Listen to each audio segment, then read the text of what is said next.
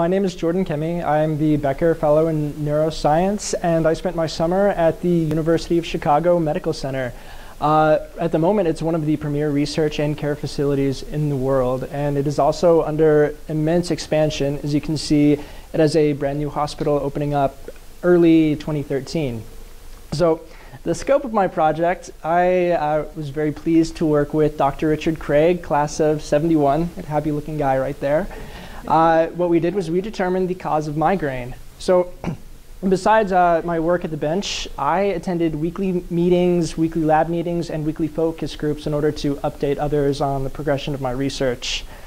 At the end of the summer, I presented my research findings to a group of undergraduate students as well as numerous other university faculty members. So the overall goal of my research this summer was to show that microglial cells are necessary for migraine to occur.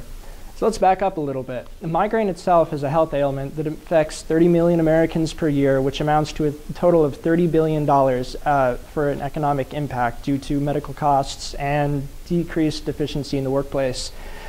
We currently understand that spreading depression, a physiological phenomenon most easily understood as an electrical impulse that causes electrical inactivity to slowly spread across the outermost portions of the brain, that's what causes migraine. So prior work in the Craig lab has showed that microglial activity causes spreading depression. Now, microglia themselves are immunological cells that are only present in the central nervous system, and their primary role is to act as macrophages, so they eat up foreign bodies in the event of lesioning or brain damage. So what we believe is that microglia will increase neuronal excitability or neuron excitability, which results in spreading depression and subsequently migraine. So we went about testing our hypothesis by selectively depleting microglia from brain tissue cultures. So what we would do after that is we would examine the spreading depression susceptibility of those microglia depleted brain tissue samples and compare them to brain tissue samples that had nominal levels of microglia. We were able to do this by stimulating very specific regions on our tissues and then recording the electrical response at a different region of our tissue. We could increase the current consecutively until we would fire spreading depression, in which the susceptibility was determined. What we found is that microglia depleted brain tissue was significantly less susceptible to spreading depression when compared to control samples that had nominal levels of microglia. Thus, this indicates that microglia appear to be important and possibly essential for spreading depression and subsequently migraine. So besides migraine, which I did learn a ton about, I also learned a lot about the proper etiquette while performing research in a premier laboratory. I was able to overcome the initial intimidation that I was very intimidated when I first showed up in Richard Craig's lab, but after a while I got used to him and the rest of his staff. So I was able to understand a lot about how communication occurs in a premier research laboratory. And I learned a lot about the lab dynamics, the way people work with each other. There are laboratory technicians, PhD students, and the principal investigator.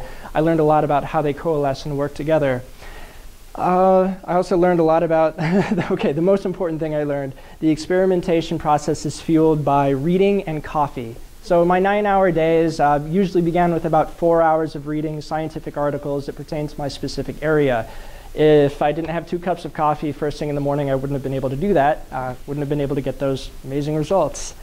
I also learned that the proper response to failure is excitement. I can't count the number of times that we yielded results that we didn't expect and couldn't explain. But by stepping back, taking a look at the broad picture, we were able to understand what was going on. We were able to revamp our experimentation process and eventually find the results that we did expect. This internship had a humongous professional impact on me. I would have to say that providing firsthand experience in my desired field of medical research was great. And the time that I spent with Rich provided me with great career insight in the health and medical field. And secondly, and most excitingly, we will be publishing my research findings later on this year. Being a published researcher will definitely be an advantage when applying to graduate school sometime in the near future. On a more personal level, I'd have to say that the opportunity to apply my course concepts directly to scientific research was amazing. Even the most basic concepts I learned in my introductory biology courses were very useful to me this summer.